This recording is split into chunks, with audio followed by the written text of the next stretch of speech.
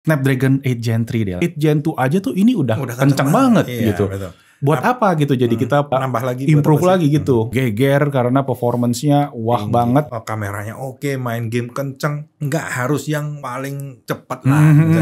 Karena nggak ada Apple di Indonesia, kan nggak ada Apple Store. Nah, belum tentu, Bill. Oh, belum tentu ya? Karena Kenapa tuh? kemarin gue lihat ini bentuknya, Bill. Depannya kayak McLaren. Oke. Ini akan jadi satu momentum tahun ini. Bahwa mobil listrik bukan hanya murah. Yo, what is up guys and welcome back to Beat Podcast. Yes, episode pertama di tahun 2024. Ini actually baru episode keempat sih. Cuma kita buka season baru aja. And as always, with your host, ada gua Malvin dan ada wingman gua, Bill Doll. What is up, Bill Doll? Billy Dollman is in the house. Dan ya, di podcast kali ini bakalan seru karena akan ada bintang tamu nih ya. Kita bakal bahas teknologi terbaru, terutama buat chipset smartphone yang bakal rame di tahun ini ya. Kemarin ada S24 rilis pakai chipset itu, walaupun ada versi lain juga. Jadi kita bahas lengkap aja, langsung ke topik yang pertama. Tapi sebelumnya gimana, Bill? Tahun baru, Bill? Ya harus ada spirit baru lah. Spirit baru. Iya, kita sebelum kita memulai spirit baru, kita review dulu aja kalau gitu ya. Bener. Podcast yang kemarin ya, sebagai evaluasi biar spirit barunya lebih nampol nih guys. Podcast kemarin sama Reza ya. Fans MU kecewa judulnya. Dan banyak banget komen-komen fans MU-nya ya. Salah satunya yang komen nih ya. IBGNW katanya disuruh bikin podcast aja, collab. Bikin podcast MU. Bang IBGNW. Jadi bola, maksudnya yang ngebahas bola gitu. Siapa yang mau nonton ya kayaknya. Tapi kayaknya audiens teknologi tuh juga banyak di irisannya sama audiens bola. Iya sih, bener sih. Nah, cocok tuh Bill. Iya, make sense. Bikin setahun sekali lah. Boleh tuh itu jadi podcast akhir musim gitu ya misalnya ya. Jadi evaluasi ya. Ide bagus itu sebenarnya. Apalagi Bill, komen-komennya nih Bill. Akhirnya Bang Reza diajak podcast reviewer yang terkenal jutek tapi nge-reviewnya simple, enak, dan pastinya Samsungnya lengkap. Nah itu tapi dia emang katalog sih. Katalog di YouTube dia tuh katalog Samsung tuh lengkap lah reviewnya semua. Dari A series, M juga ada. Spesialis kan dia kan. Betul. Dan gak pernah ke podcast ya. Pertama nih di podcast Basindotech gitu kan. AC Live Spot. Putu, Samsung Expert, Basindotech, Aksesoris Expert. Asik. Sesuai lah ya. Jadi ketemu ya, sama-sama expert gitu kan. Expertan. Tapi nanti yang bakal kita ajak ngobrol, narasumber kita, abis ini ada bintang tamu itu juga expert nih. Pertama kali kita mengundang expert. Iya, hopefully sih ke depan bakal ada expert lagi lah yang bisa kita invite ya. Ya tujuannya ya itu tadi, nggak hanya sekedar kita berbagi cerita sama tech YouTuber lain, tapi juga yang nonton podcast ini bisa dapet informasi di luar video review. Kita bisa di luar teman-teman YouTuber, ya ada informasi yang spesifik lebih dalam lah. Betul. Kita gali gitu lebih dalam ya. Dan yes, gila, kita udah 2 minggu lebih berarti ya. Harusnya 2 minggu PR-nya, cuma kan karena udah tahun baru. Betul. Ya, libur lagi di minggu kedua nih di Januari kita baru podcast lagi, dan kita evaluasi juga sekalian nih ya. Ada video seminggu terakhirnya Basindotech nih. Kita mulai dari kemarin, kita baru aja upload S24 series. Wih. Ya, wah. Lu udah nonton Bill? Gimana Bill rasanya? Gue udah nonton semua video. Semua ya? Semuanya gue tonton, Indonesia, luar gue tonton semua. Gimana opini lo nih? Keren sih. Bentuknya kotak gitu, flat gitu layarnya ya. Gue sejujurnya gue suka banget. Karena itu yang gue cari. Yang itu yang gue tunggu-tunggu sebenarnya. Gue suka banget sama Nothing Phone. Gue suka banget sama Oppo Reno 8 Pro. Gue pernah bikin reviewnya di channel gue waktu itu. Gue suka banget HP flat gitu ya. Channel Billy Dollman, dicek aja. Yang jarang upload itu. Jadi gue memang punya interest atau gue punya kesenangan tersendiri lah. Kalau HP itu kotak gitu Pak. Sekarang udah kotak, titanium. Nah, jadi jujur sih memang kelihatan di atas kertas tuh bedanya tipis ya. Bahkan banyak bilang yang masih pakai S23 Ultra tuh kayak, ya kita tidak perlu pusing, tidak perlu upgrade. Ya iyalah kalau sekarang tuh HP ya guys, nggak harus upgrade tiap seri. Betul. Gitu. Jadi buat teman-teman yang tech enthusiast tuh udah, sekarang tuh HP tiap 6 bulan bisa rilis satu loh. Kita kemarin udah mention ya di episode-episode lainnya tuh kayak, ya udah HP itu kayak mungkin udah mencapai titik puncaknya sih gue bilang Bill. Jadi makanya di S24 ini juga gue ngelihat perubahannya mostly software, AI sana, AI sini gitu kan. Betul. Walaupun gue tahu itu tetap bisa kepake sih di kehidupan sehari-hari kan. S24 ini memang mesti dites lebih lanjut sih. Gue nanti mungkin akan coba ya kalau bisa semua kita hajar semua. Tapi yang Ultra pastinya kita akan coba compare lebih jauh. Kita juga udah tes kamera. Kamera sekarang walaupun turun ya dari 10x ke 5x. Ya 5x lebih kepake buat foto masih gitu. Sedangkan di videonya dia karena pakai sensor 50 megapiksel, ketika di zoom dari 5x ke 10x walaupun digital itu detailnya masih nggak kalah sama yang 10x dedicated. Karena itu gitu. Megapiksel juga naik kan? Megapiksel naik, betul. Yang 5x-nya tuh jadi 50 megapiksel. Itu gede banget. Jadi naik dari yang 10 sebelumnya tuh 10x-nya tuh 10 megapiksel. Tapi kalau ngomong-ngomong soal software, gue kan ngelihat Galaxy AI. Yes. Tapi itu satu benda lah, itu panjang sebenarnya. Tapi gue ngeliat itu ada, gue nggak tahu di Indonesia nanti dapat juga sih harusnya yang garansi 7 tahun update OS software itu. Update ya. Itu juga, itu Pixel kalau nggak salah juga gitu ya. Itu pertama dari Pixel, kemudian Google juga kerjasama dengan Samsung nih ya. Jadi akhirnya mereka juga dapat juga Samsung 7 tahun juga. Ini sedap sih. Sebelumnya kan 4 tahun ya. Dan itu pun Samsung yang pertama ngeklaim 4 tahun. Nah sekarang 7 tahun dari yang seri 24 ini. Jadi makin gak kekejar sih brand lain. Nggak tahu sih iya. Berat, maksud gue kalau lu udah Samsung udah kasih 7 tahun, dia itu brand gede di Indonesia. Ngasih 7 tahun pak. Udah dicap banget lah, udah langsung. Iya, dia nampolnya di semua sisi. Akhirnya kan hardware dia udah ini, terus software juga dihantam gitu. Setuju. Lah sekarang dia waktu zaman 4 tahun aja, brand lain kan masih 2 tahun di Indonesia ya. Yes. Dan tiba-tiba lari. Senior. Tiba-tiba ngacir lagi 7 tahun. Wow sih. Mantap. Jadi brand-brand yang Chinese ya harus bisa keep up nih ya. Karena Samsung udah sama Google nih. Nah lanjut video yang sebelum-sebelumnya lagi. Kita ada bahas kursi baru, Bill. Yang mana lagi kita pakai nih sekarang nih ya. Woi, ada kursi dari Obis ya. Jadi ini kursi gaming bisa dibilang. Tapi nyaman banget. Dan desainnya ya yang buat teman-teman gamers familiar nih. Ini desainnya tuh persis sama kursinya Secret Lab. Harus bisik-bisik gitu ya Pak? Iya, nanti kena tuntut takutnya ya. Ya, ini namanya Obis Spade ya. Spade itu dari kartu remi ya. Jadi persis banget dan harganya jauh lebih murah gitu. Diskon, berapa persen diskonnya? Nanti kalau diskon 2 juta lah dari harganya. Lumayan, cuy. Persis banget sama, malah menurut gue ini lebih enak, lebih empuk gitu. Oke. Karena kalau Secret Lab itu tuh keras ya. Walaupun emang kelihatan di awal nih keras, tapi ini posisinya Secret Lab tuh 2 kali lebih keras dari ini. Mungkin dia ngejar biar lebih awet jangka panjang ya. Sedangkan ini udah langsung didudukin tuh udah lumayan empuk lah gitu. Kalau Secret Lab keras. Gitu. Tapi gimana menurut lu kursinya, Bill? Enak banget Pak. Enak ya? Enak banget. Ini gue kan yang fabric berarti ya bahannya ya? Yes, nah ini fabric. Ini yang gue pakai yang kulit nih. Yang kulit kan? Iya. Jadi ada suede-suedenya dikit gitu. Kalau lu fabric atau ada suede-nya juga sih di sampingnya gitu. Iya. Jadi grip gitu rasanya badannya. Sini juga magnet ya? Yes, nah ini bisa diatur-atur. Tapi gitu. Dia oke sih, dia karena bisa diturunin serendah ini kan. Jadi pas di leher kan ada juga yang kursi yang cuma bisa magnetnya di atas doang. Dia bisa ke bawah, jadi bisa di leher lah. Kursi tuh biasa ditaliin doang, Bill. Ini magnet ya. Ini magnet jadi bisa kita adjust dikit. Enak banget sih Pak. Mantap lah. Jadi kita berprogres ya dari podcast pertama kita pakai kursi lipat, kursi bakso guys. Nanti kasih footage ya editor ya. Iya. Nah sekarang udah dapat kursi mantap nih. Ini juga soft touch ya? Ya soft touch ya. Bisa naik turun apa atas bawah. Ya lengkapnya udah ada di videonya. Udah dicobain sama Daniel sama ada kursi Obis. Obis bukan abis. Sekarang gue mau lihat nih isu-isu terbaru yang lagi happening. Ada yang lagi rame Apple. Ya, Apple tiba-tiba Bill. Out of nowhere Vision Pro bakal dirilis beberapa waktu lagi. Februari awal katanya. Wah bentar lagi Pak. Di luar sih memang tapi. Ya, Januari aja udah tanggal 19. Nah ini kita syuting tanggal 19 langsung tayang juga nih. Nah ntar 2 minggu kurang lebih. Akhirnya ya. Iya. Yang ditunggu-tunggu ya sama Reza juga tuh kemarin sempat bilang dream gadgetnya dia di tahun 2024. Kemarin kan lo berdua jawabannya sama kan. Iya. Pengen Vision Pro. Lu emang pengen apa Vin? Dari Vision Pro itu lu mau ngelakuin apa sih ntar kalau beli? Anggaplah datang nih barang Februari gitu.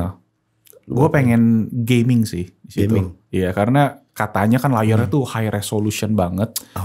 gitu. Jadi kayak lu berasa di dunia itu tuh gimana? Karena gue cobain yang Oculus Meta punya yang VR glasses itu kan dia juga resolusinya udah naik tapi masih di bawahnya Vision Pro katanya. Jadi istilahnya kayak ya dari lu lihat TV Full HD ke TV 4K gitu loh. Jadi kayak bakalan jernih kayak real life banget. Terus dia punya pass-through kan, pass-through itu katanya tuh yang lu bisa lihat keluar. Jadi lu bisa sambil ngapa-ngapain tuh bisa pakai kacamatanya. Itu dia kalau nggak salah gue lihat di videonya dia power bank gitu ya. Apa sih kayak power di kantong gitu ya? Ada kabelnya gitu kan. Nah, ya, berarti baterainya nggak di sini kan? Baterainya nggak di situ. Ya berarti mesti ngantongin dia. Oke sih. Agak aneh sih. Agak aneh tapi masih oke lah. Maksud gue ya harusnya kan baterai ditanam di sininya kan. Betul. Tapi mungkin karena kamera semua kali Pak. Gosipnya tuh tapi berat banget katanya. Gitunya aja. Oh oke. Karena dia besi semua gitu kan. Tapi ya gila sih. Gak kebayang. Tapi Apple ini lagi-lagi gue appreciate inovasinya sih. Karena ini akhirnya setelah sekian lama nggak ada lini produk baru kan. Betul. Ini baru. Lini yang baru banget. Jadi menarik ya. Karena Apple kan ya pasti akan membuat tren. Terus diikutin sama yang lain. Februari ntar pasti udah ada tuh harganya udah pasti gila-gilaan tuh Pak. Iya tuh 50 juta ya harga resminya ya. Iya resmi. Kalau ntar masuk Indonesia kan gak resmi Pak. Pasti. Ya kan? kan? Pajak segala macamnya ya. Impor kan. Karena gak ada Apple di Indonesia kan gak ada Apple Store. Nah belum tentu Bill. Oh belum tentu ya? Karena kemarin gue lihat nih ya. Apa tuh? Indonesia punya Apple Indonesia baru bikin YouTube channel. Oh. Tuh.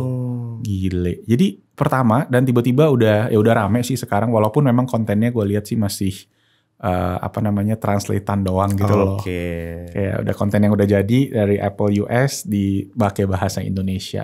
Itu bahasa Indonesianya teks doang apa? Judulnya bahasa Indonesia, thumbnailnya bahasa Indonesia, speechnya masih belum kayaknya. Ada subtitle lah. Jadi udah ada keinginan gitu lah dia.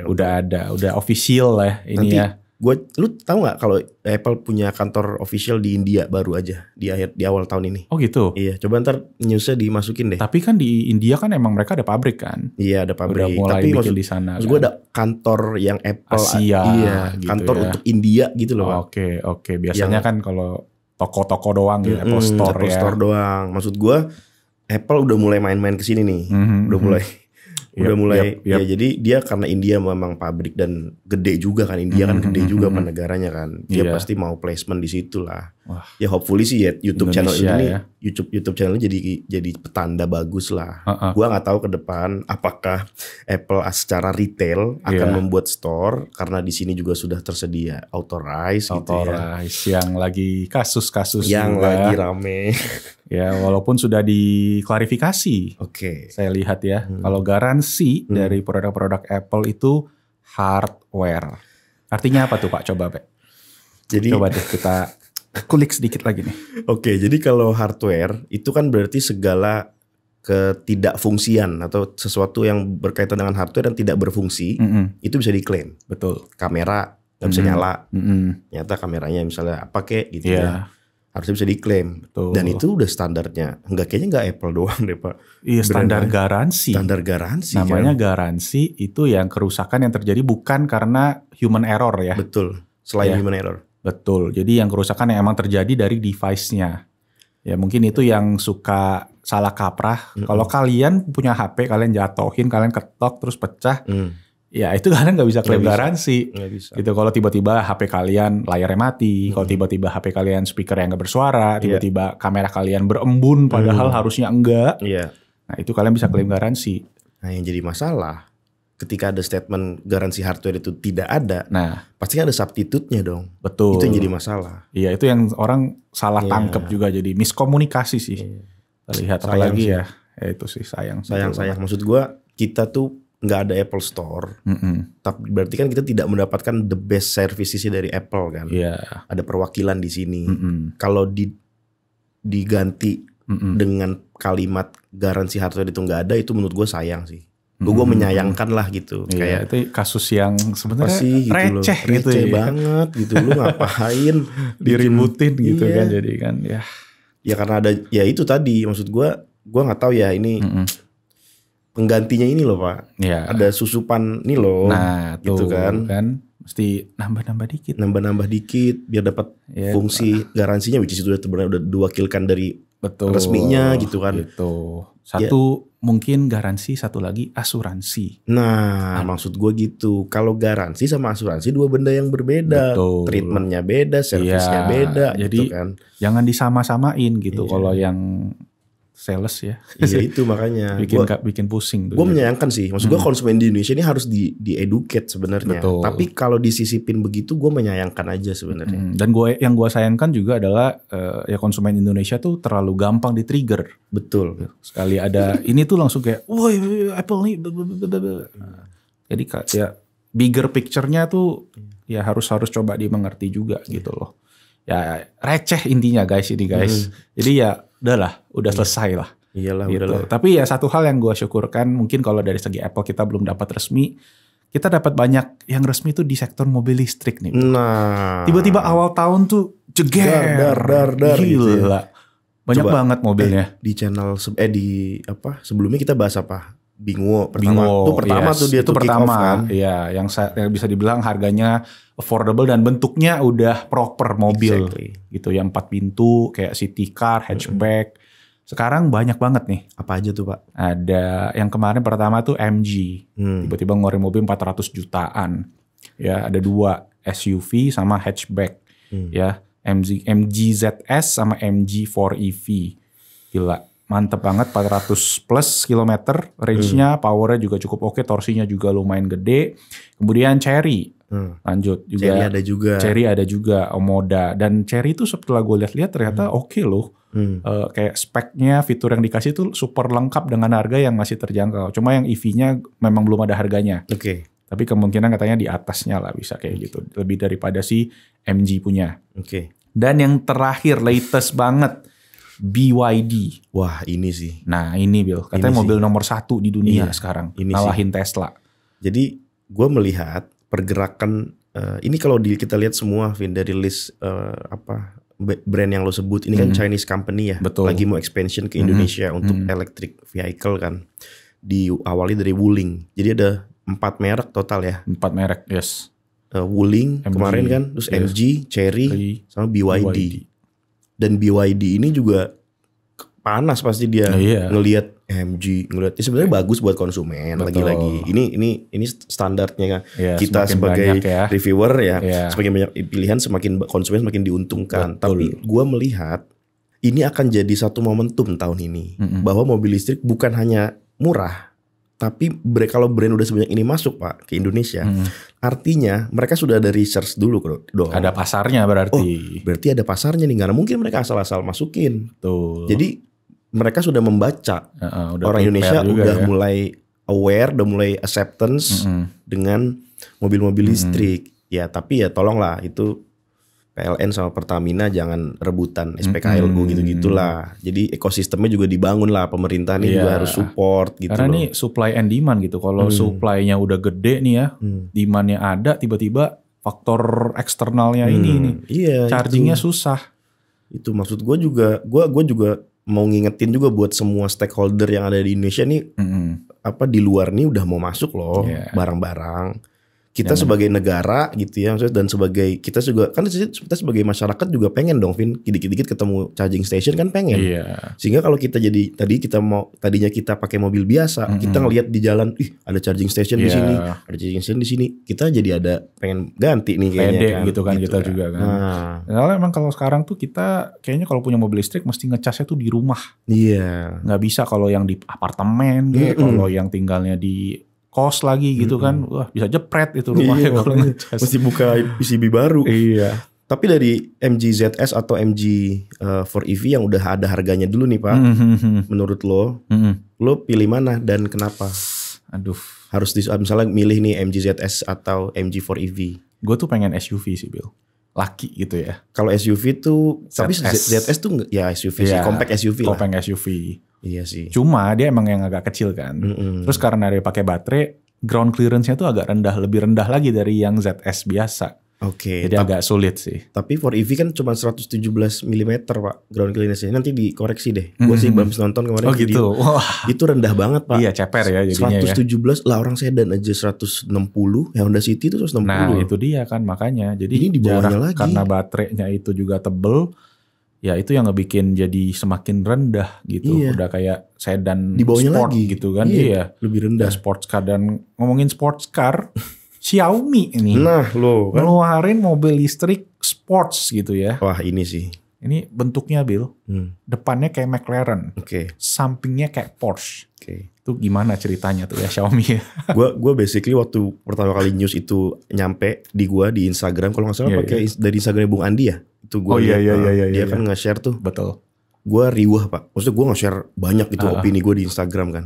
Karena Xiaomi ini kok ikutan Pak. Ini kan bukan brand otomotif brand mobil gitu kan. Iya. Tapi ini menarik juga. Artinya memang ya lagi-lagi gue gak masalahin Chinese company-nya. Tapi ada pihak luar datang gabruk nih loh. Gue kasih opsi ke konsumen lo. Tolonglah kita sebagai konsumen pengen negara ini juga kalau mau maju ya in total lah gitu loh. Negara ya berarti ya. Negara, concern gue tuh selalu di negara lah. Karena birokrasinya lah. Ini udah mulai loh Pak. Ini udah berapa line up nih? BYD, Dolphin, Atto, Giga, Seal. Ini udah 3. BYD sekali masukin 3. Makanya. Jadi mobil listrik aja tuh berarti pilihannya udah mau 10 kali berarti. Ditambah harga udah kepala 4 nih kan. Nah, ntar bentar lagi ada kepala 3, kepala 2 gitu. Bingo kan turun kepala 3 sekarang. Udah 300 kecil kan. Iya. Kan? Jadi yang semua yang pengen bikin pabrik di Indonesia ya. Dan Xiaomi kan udah ada pabrik ya di Indonesia ya. Tapi pabrik HP ya. Dan cuma dirakit sih di sini. Jadi ya sabar. Tahan ya. Yes, mobil-mobil ya ditunggu, semoga kebijakan Indonesianya juga semakin maju. Habis ini gue juga mau ngomong sama salah satu expert ya di bidang teknologi di Indonesia nih ya, jadi yang bikin chipset di banyak device ya, nggak cuma HP doang, tapi mungkin yang banyak dari kalian taunya tuh di smartphone, terutama yang baru rilis kemarin ada S24 Ultra yang pakai chipset ini. Ya, jadi kita langsung aja, gue pengen ngobrol lebih jauh, kita bahas detail, bahas lengkap produk-produknya Qualcomm lewat narasumber yang satu ini.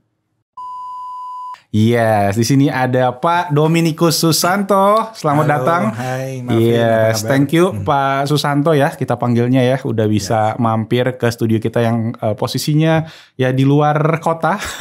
Luar provinsi, hampir. Kita seberangnya udah beda provinsi nih Pak. Tapi terima kasih Marvin udah diundang. Iya, sama-sama Pak, udah menyempatkan waktu juga yang super sibuk ya.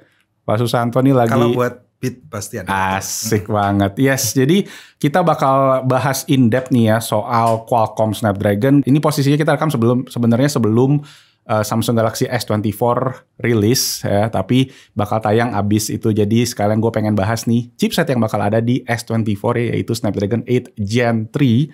Ya, terus kita juga akan coba kulik-kulik lebih dalam ada produk-produk apa lagi sih dari Qualcomm Snapdragon, dan pastinya buat kalian yang entusias juga ya, terutama kemarin gue tuh sempat heboh yang gue inget tuh Snapdragon 7. Nah, itu juga yang pengen kita kulik lebih lanjut di podcast kali ini. So, langsung aja Pak Susanto ya. Kita mulai. Mungkin boleh kenalan dulu lah Pak Susanto, posisinya apa di Qualcomm Indonesia, kerjaan yang ngapain sih? Saya kalau di Qualcomm itu posisi saya adalah Senior Manager Business Development. Oke. Ngapain tuh Pak? Qualcomm Indonesia. Ini tricky kalau kalian di dunia pekerjaan namanya business development. Itu semua yang berurusan dengan bisnis, you need to do that. Berarti you need to take care of that. Kita kan kalau bilang kerja tuh bisnis Pak. Berarti semuanya Pak ya. Sampai fotokopi juga termasuk bisnis. Oh gitu. Wah. Jadi apa yang saya lakukan mostly kalau berhubungan dengan device, saya tentu juga banyak berhubungan dengan merek-merek smartphone ya.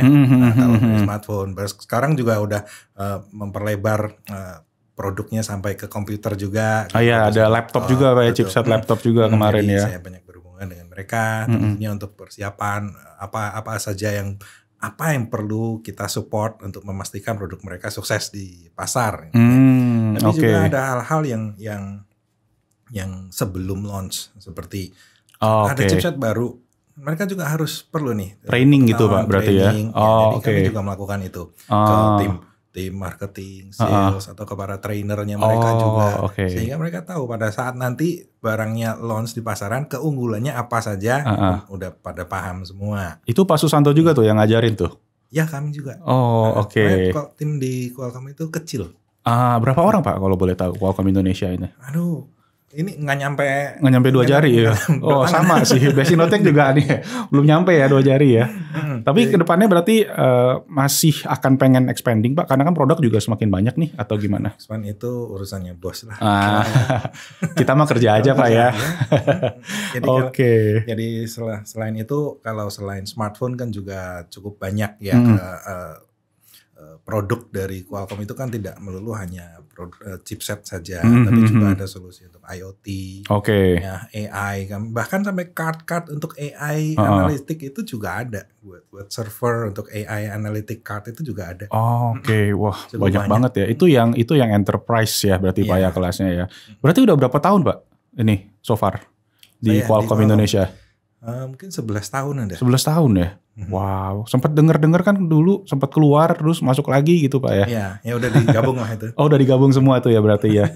Ya waktu itu kita sempat yang Besinotek sempat diundang ke Qualcomm Summit ya, Snapdragon Summit di Hawaii itu kita banyak cerita juga. Jadi ya makanya bisa ngobrol akhirnya di sini. Karena sering banget ketemu Pak Susanto ini kalau kita lagi launching smartphone ya. Karena beliau lah yang ngejelasin tuh biasanya Snapdragon ini tuh ngapain ya di sini ya nanti ya. Kayak gitu-gitu. Oke. Berarti udah 2023, 2024 nih ada project apa nih Pak Susanto yang bakal seru? Karena kan 2023 kan kemarin laptop chipset tuh yang menggebrak ya. Iya, jadi pada saat akhir 2023 di Snapdragon Summit kan di-announce ya untuk prosesor untuk laptop. Nah, 2024 itu gongnya di mana produk-produk yang pakai prosesor Snapdragon X Elite itu akan mulai bermunculan. Dan itu akan membawa experience yang totally new. Jadi tadinya cara interaksi kita dengan laptop pakai mouse sama keyboard aja. Sekarang diperluas, mungkin bisa dengan voice ya, dengan orang ngobrol aja karena kemampuan AI yang sangat tinggi. AI ya. Nah, ini AI juga jadi salah satu topik pembahasan utama karena jujur definisinya itu semakin kesini kan banyak banget nih orang bakal pakai judulnya AI gitu Pak ya. Luas karena pemakaiannya. Iya, nanti kita coba kulik nih lebih dalam soal AI nih. Nah, kalau kemarin kita sempat lihat juga CES Pak, CES 2024 Las Vegas, Qualcomm launching mobil tuh. Waduh. Itu apalagi tuh Pak? Bukan launching mobil. Bukan launching mobil. Terus apa tuh Pak? Ada mobil konsep yang mana otaknya itu dari A sampai Z pakai Snapdragon semua. Ya, jadi namanya Snapdragon Digital Chassis. Digital Chassis. Itu kayak payungnya di mana di bawah Digital Chassis itu ada digital cockpit, ada untuk connectivity. Jadi berbagai macam solusi untuk otomotif itu Qualcomm juga punya. Berarti mobil itu bahkan sekarang udah mulai deh. Mobil itu udah kayak komputer yang ada rodanya. Apalagi kalau EV. Itu kan udah kayak mobil pakai dinamo aja. Betul, pakai motor listrik aja dia cukup satu itu Pak ya. Dan selebihnya experience kita pada saat mengenai EV itu semuanya software defined. Digital ya. Semuanya ditentukan dari kayak tadi lihat Pak Susanto pakai EV juga tuh Pak ya. Dan itu pakai Qualcomm loh. Oh gitu. Iya. Berarti udah existing dong Pak ya. Udah ada ya produknya ya. Qualcomm di otomotif itu sebenarnya udah 20 tahun. Oke. Tapi nggak pernah zaman dulu nih kalau kita nonton film nih namanya OnStar system.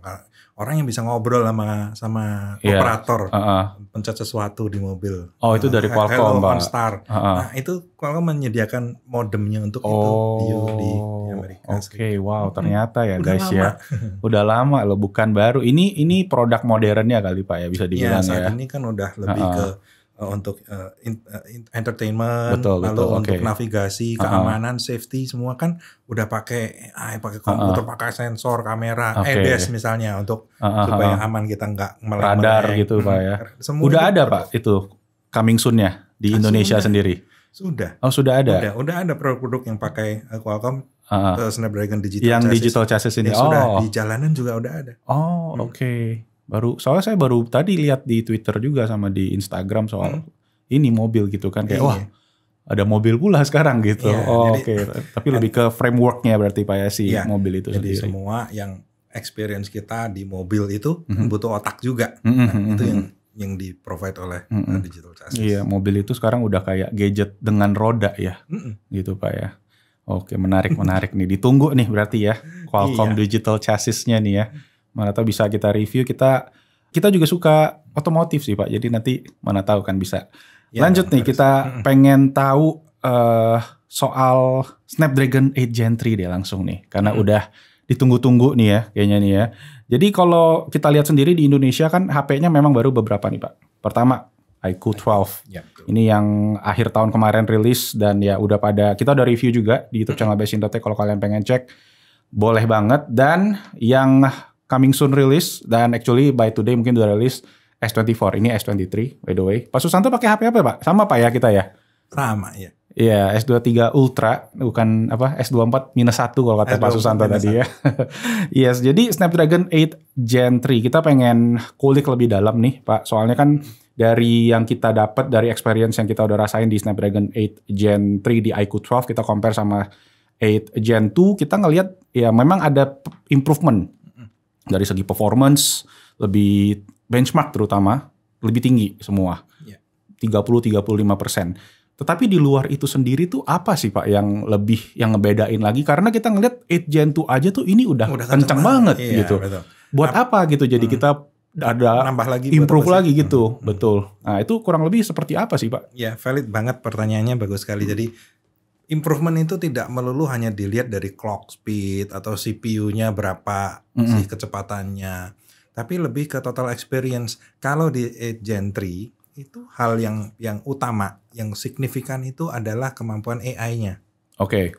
Jadi bagaimana satu OEM bisa membuat sebuah smartphone, kalau fitur kamera udah pasti ada kan ya. Kamera, bisa browsing, bisa sosial media itu kan basic. Tapi kameranya bisa ngapain? Gitu.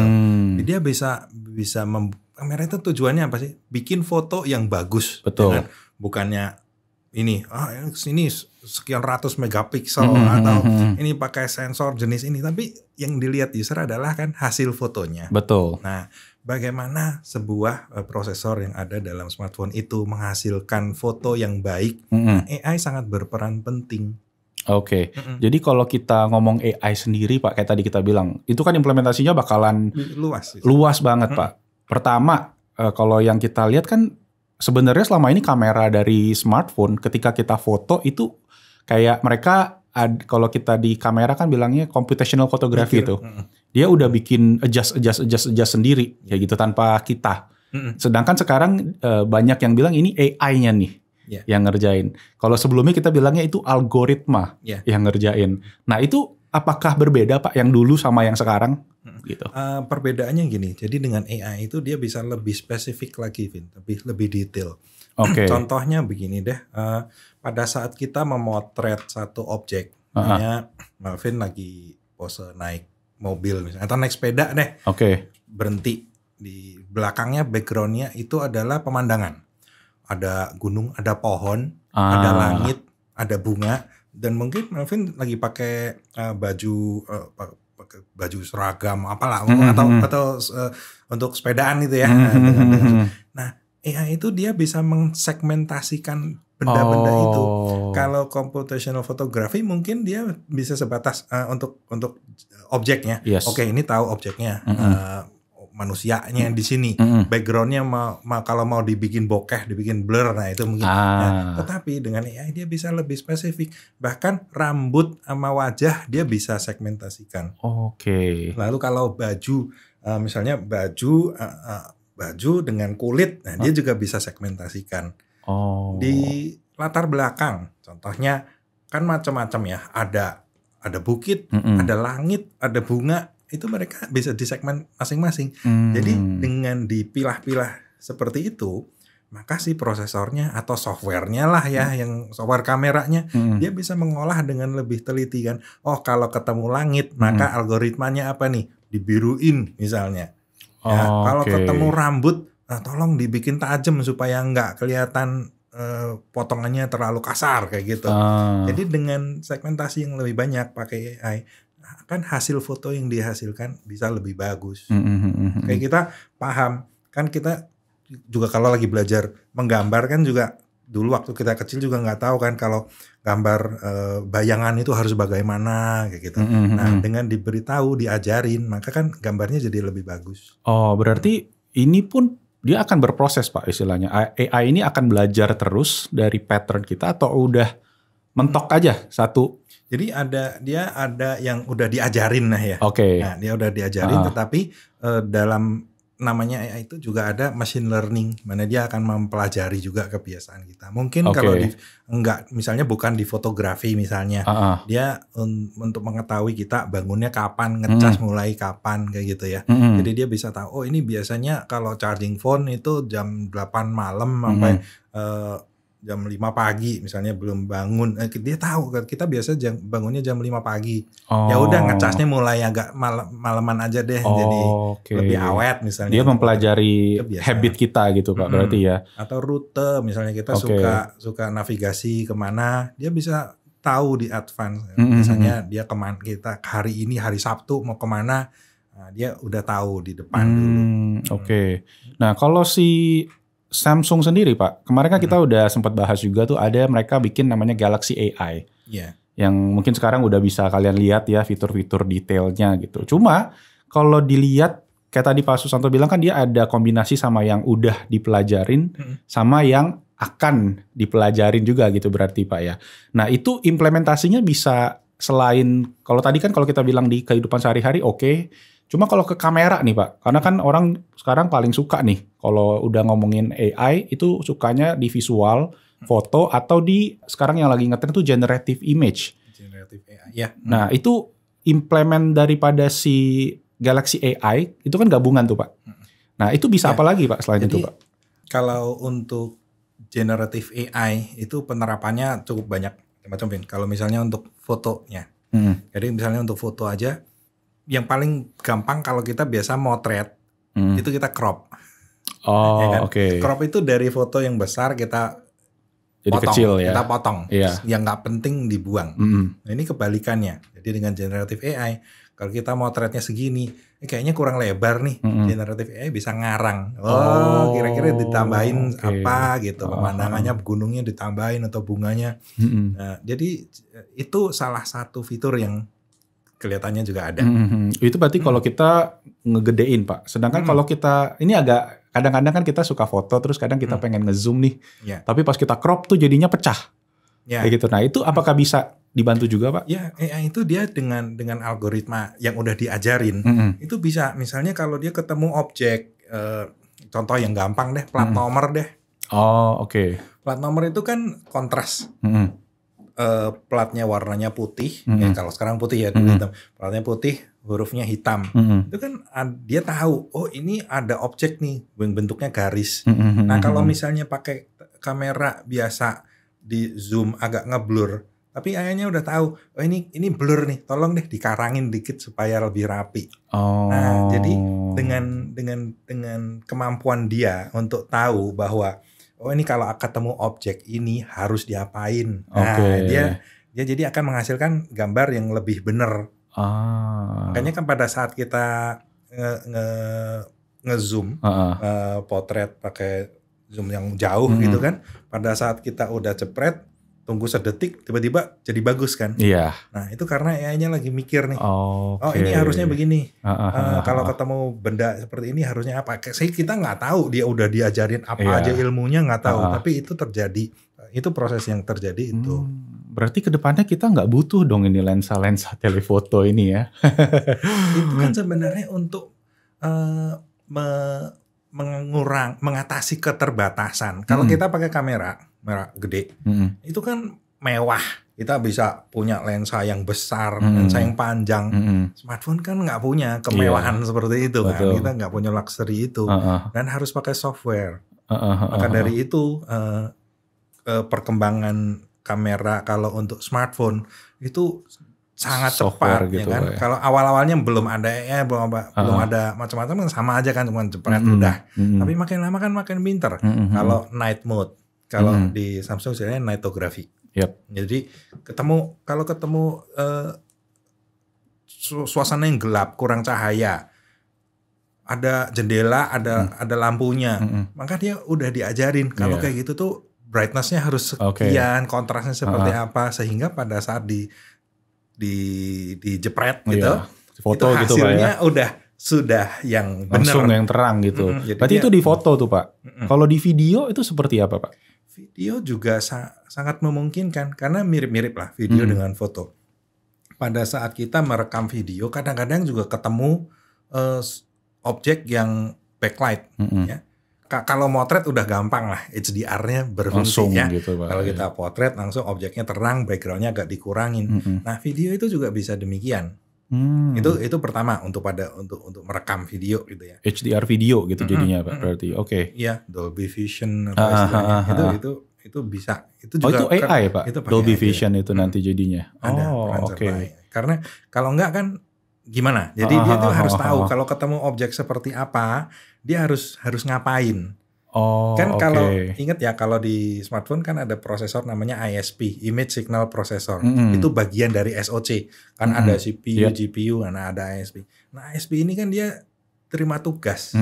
Tugasnya apa? Kalau misalnya lagi motret sesuatu kegelapan, maka dia harus mikir. ISP kan terima data dari sensor. Oh ini kurang cahayanya, diproses deh, ditambahin.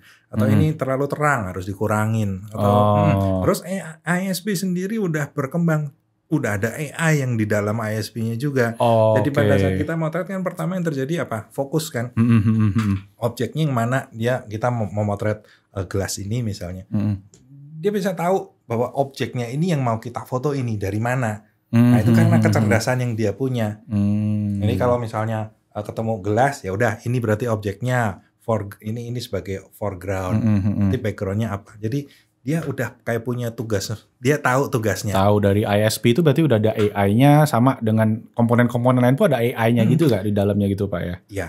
Jadi ISP itu kayak tukang foto sebenarnya. Kayak kita punya teman fotografer. Tolong potret saya lagi makan gitu. Kan nggak usah pusing kan, kalau fotografer yang motret pinter lah, pasti hasilnya bagus, kita percaya. Nah sama seperti ini. Jadi ISP yang bagus itu kita lebih nyaman, lebih percaya. Kalau motret pakai HP yang pakai ISP-nya bagus, si S23 Ultra ini misalnya, motret auto bagusnya itu kemungkinannya jauh lebih besar kalau ISP-nya pinter. Tapi kalau kayak gitu kan takutnya lama-lama dia jadi kayak artificial nggak sih Pak? Kalau kalian kan kayak kita lihat warnanya tuh kayak dibikin semua kayak pop kontras kayak gitu kan. Kemudian dari segi realismenya gitu loh, kayak kadang jadi kayak nggak realistis. Gitu. Itu tergantung tuning masing-masing OEM. Jadi masing-masing OEM brand smartphone itu punya pakem sendiri-sendiri. Menurut brand A gitu, yang bagus adalah misalnya kalau muka itu harus putih gitu. Brand B, enggak, mungkin muka itu ya harusnya kalau ada lekukan-lekukannya tetap harus kelihatan. Kalau hitam ya udah biarin hitam. Misalnya seperti itu.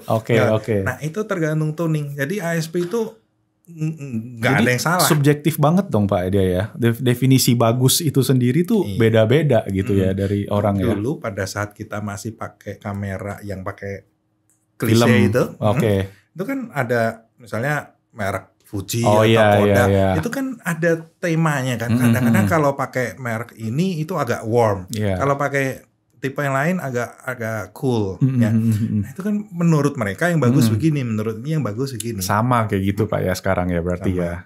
Kayak kita balik lagi ke zaman film nih sebenarnya, kita bisa pilih nih kita sukanya yang mana. Tergantung tuning dari softwarenya. Oke. Kamera udah. AI, video juga udah ada AI. Nambahin yang video itu sebenarnya ada satu penggunaan yang menarik, Vin. Apa tuh Pak? Kalau untuk foto, objek eraser kan udah umum ya. Yes. Kita ketemu ada motret sesuatu, ini ada kabel misalnya mau dihapus itu gampang. Tapi foto itu kan cuma satu frame, mudah.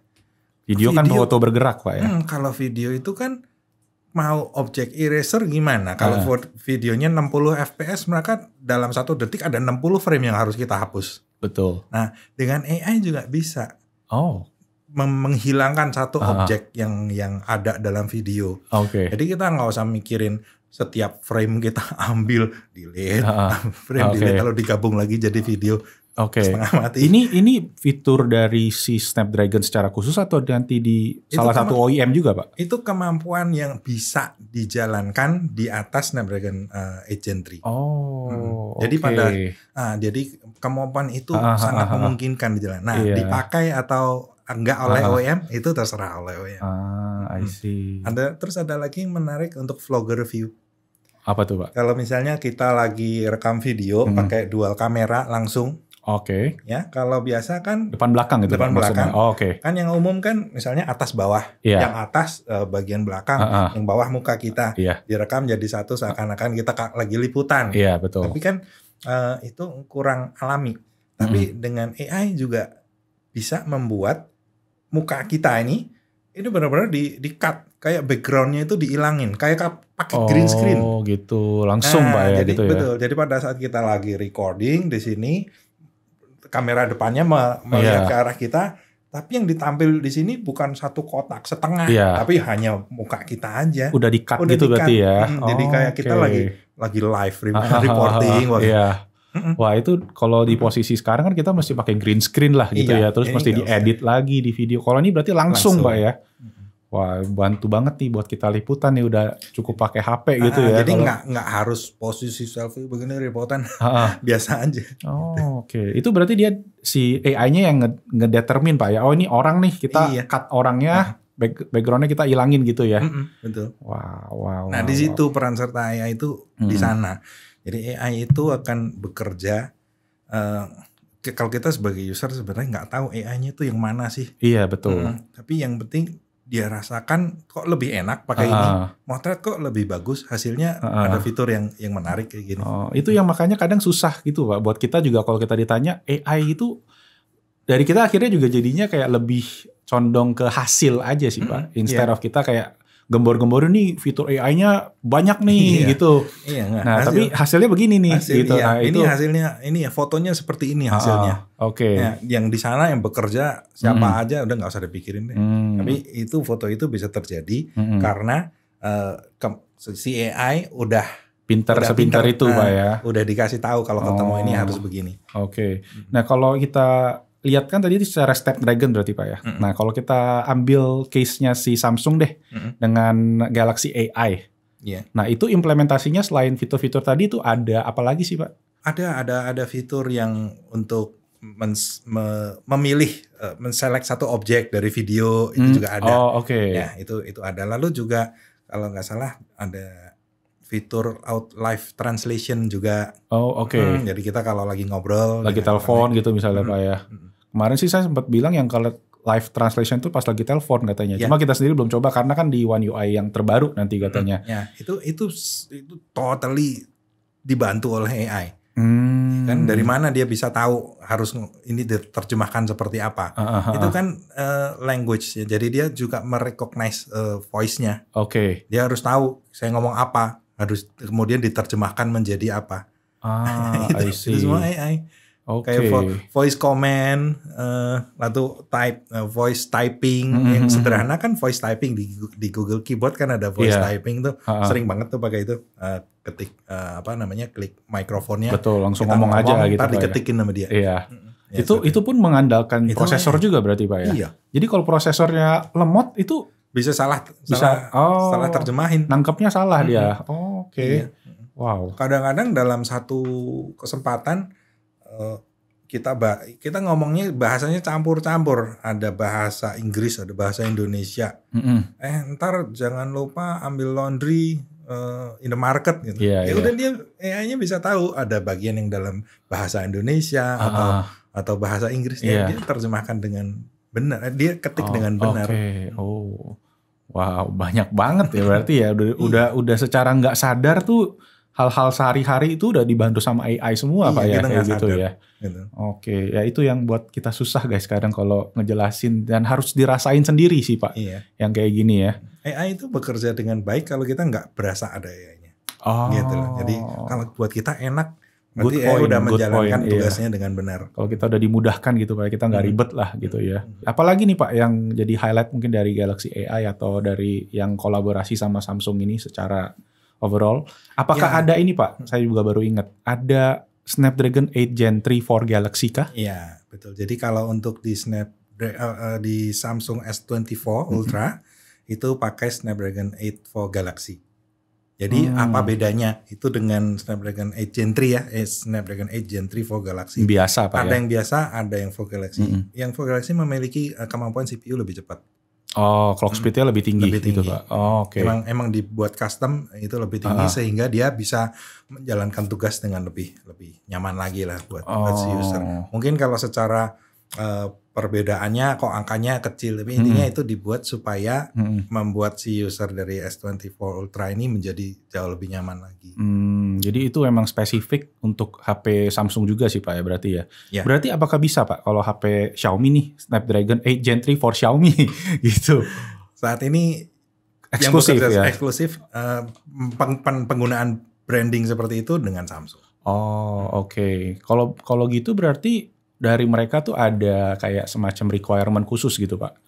Saya ingin lebih apa gitu atau lebih di AI-nya lebih tinggi kah atau? Ya, yang pasti dari sisi performance kan lebih tinggi.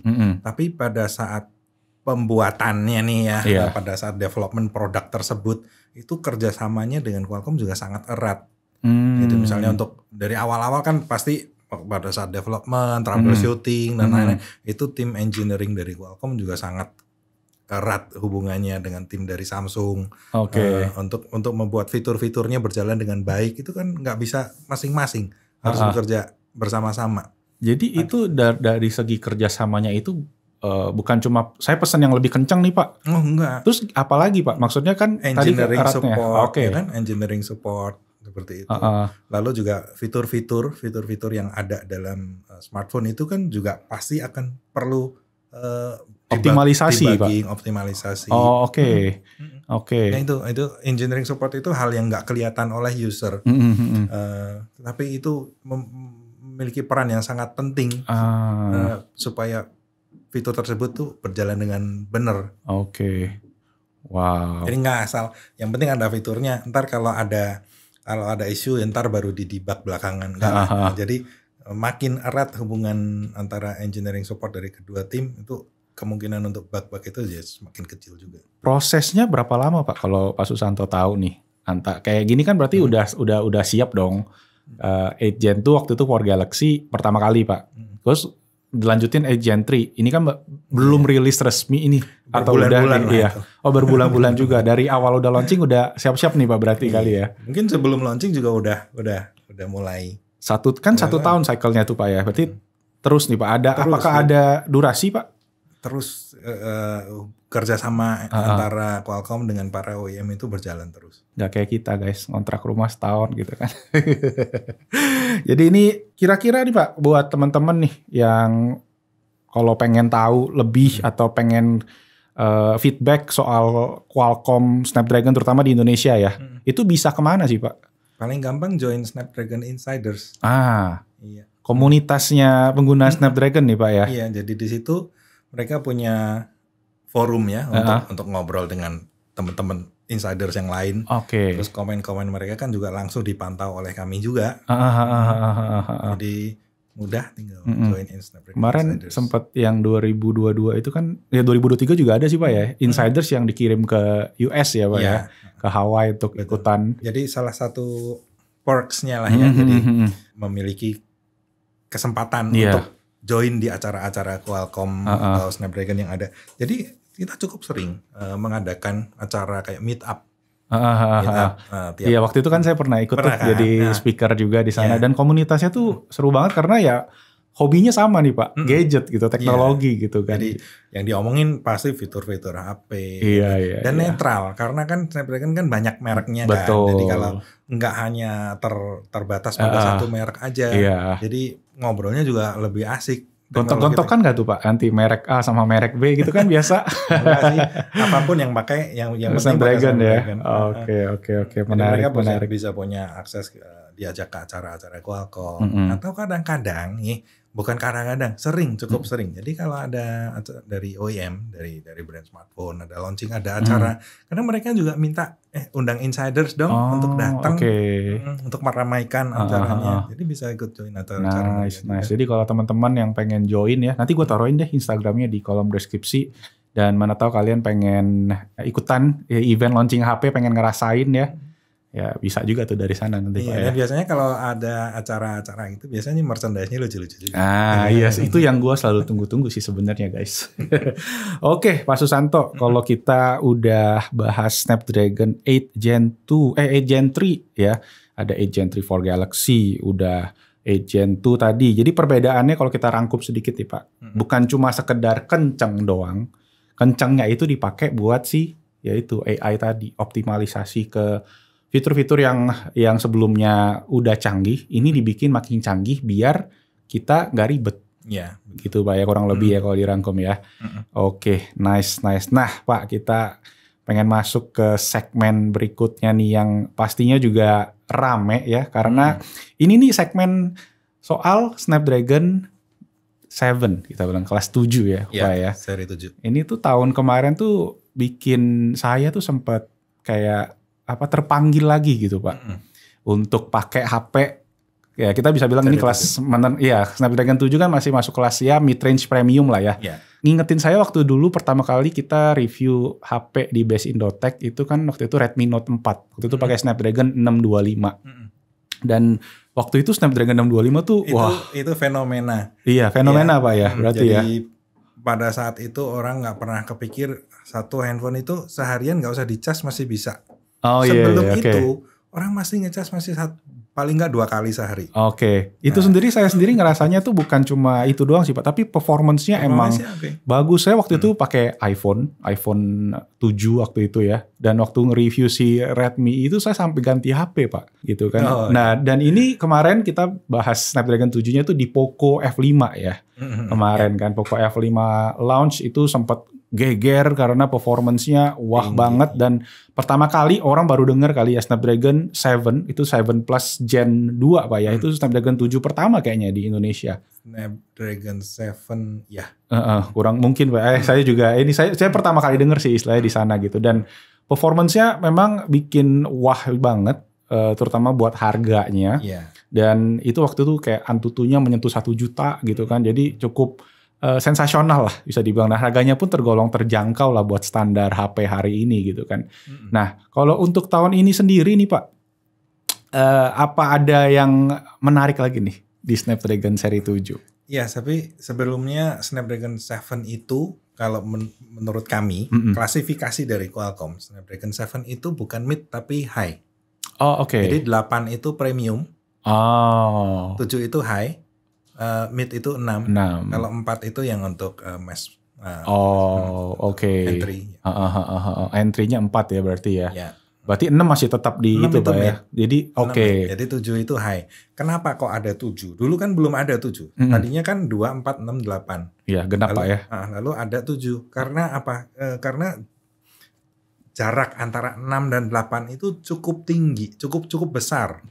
Jadi dibuat satu segmen khusus 7, yang mana itu membuat satu produk yang untuk menyasar segmen yang dia perlu performa yang tinggi, tapi nggak perlu yang paling tinggi, it's okay gitu.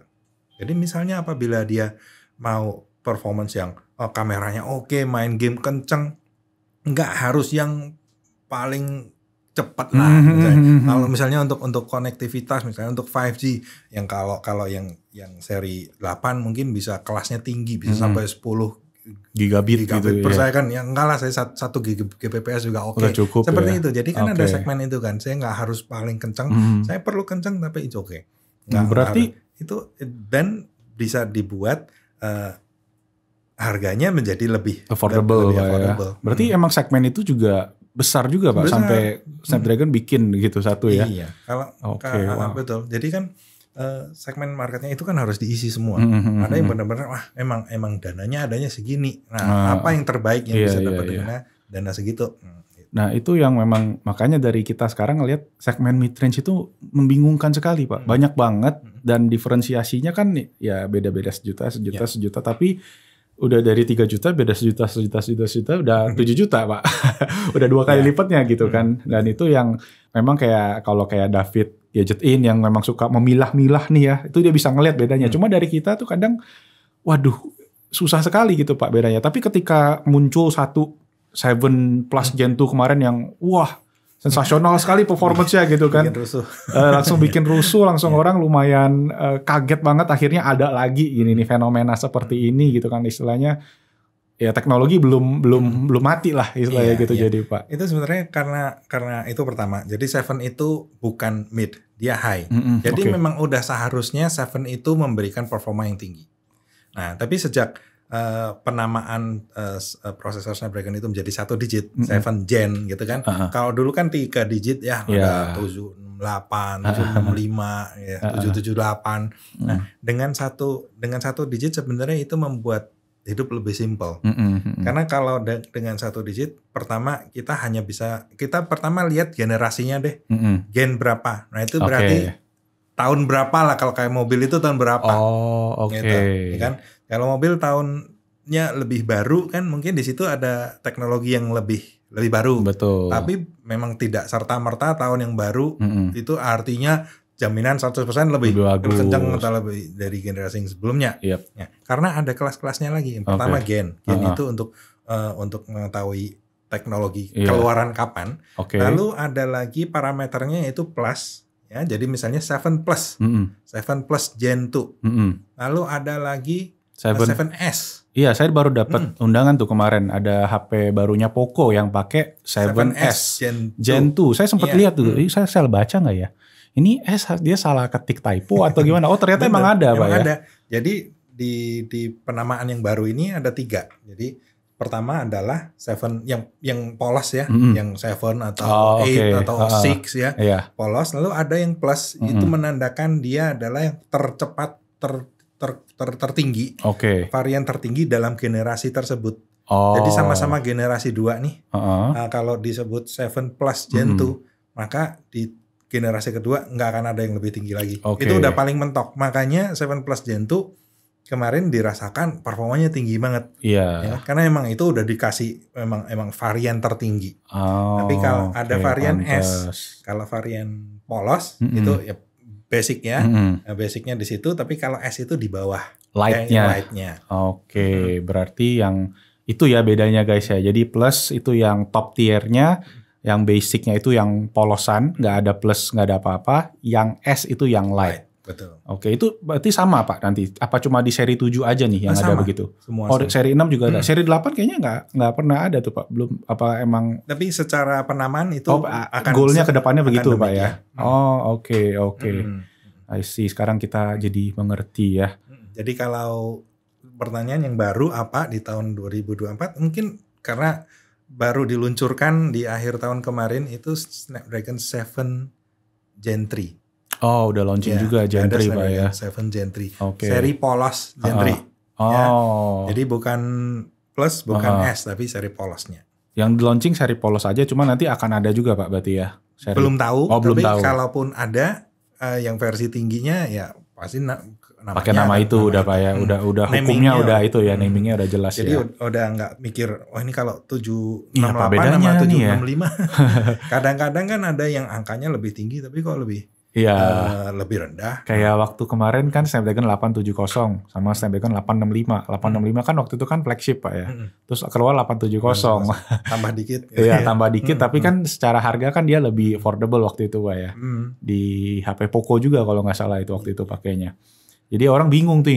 Ini bisa seri 8 kan tapi murah banget waktu itu kan. Jadi sekarang udah nggak bakal pusing lagi ya kalian guys ya, udah jelas ya. Penamaannya seperti itu. Ada lagi nih yang mau ditanyain nih. Mumpung expertnya ada di sini nih. Berarti kan kalau Snapdragon udah ada semua nih Pak ya. Tadi udah ada mobil, udah ya HP udah pasti, apalagi lah.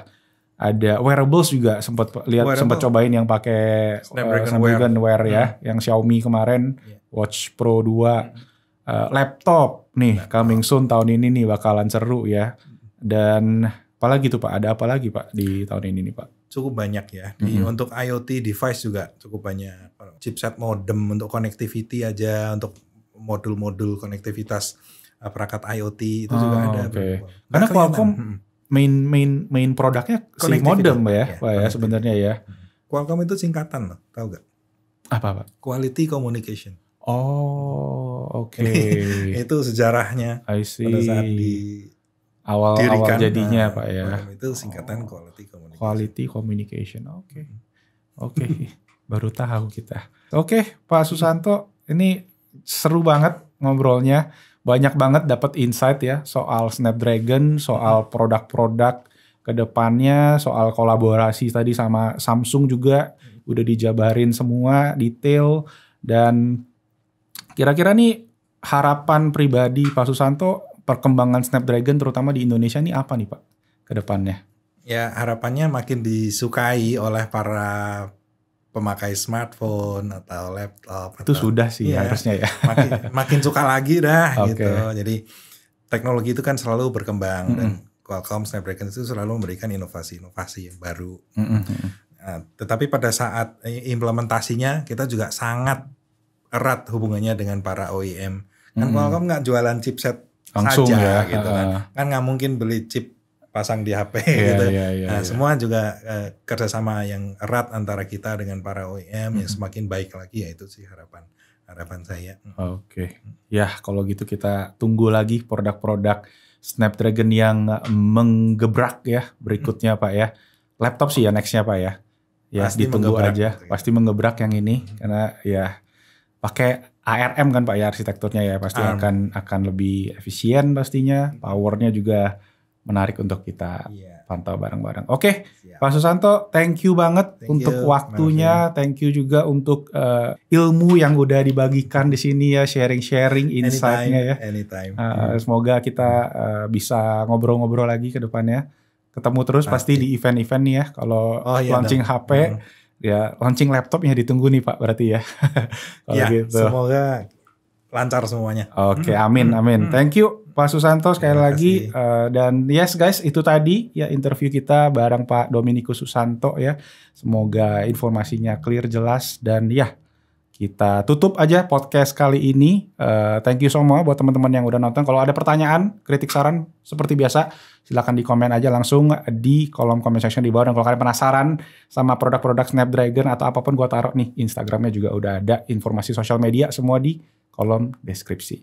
Itu aja. Again, thank you semua. Nama gue Malvin. I'll see you guys on the next podcast. Bye-bye.